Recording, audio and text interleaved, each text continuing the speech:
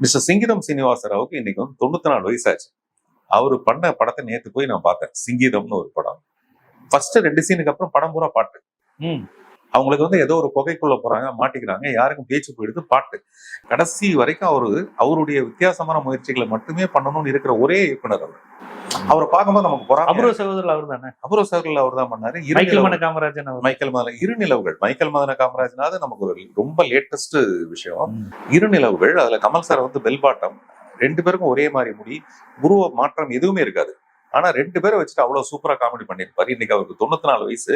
இன்னமும் அவர் நினைச்ச மாதிரி படம் பண்றாரு. அப்பயே விட இந்த படத்துக்கு வந்து ஆந்திரால வந்து பயங்கர பேர். அது ஒரு தெலுங்கு படம். அந்த படம் இப்ப நான் என்ன முடிவு பண்ணிருக்கேன்னா, நான் நிறைய எக்ஸ்பெரிமெண்டல் ஃபிலிம்ஸ் பண்ணிட்டு இனிமே நான் பண்ண போறதெல்லாம் கமர்ஷியல் ஃபிலிம்ஸ்.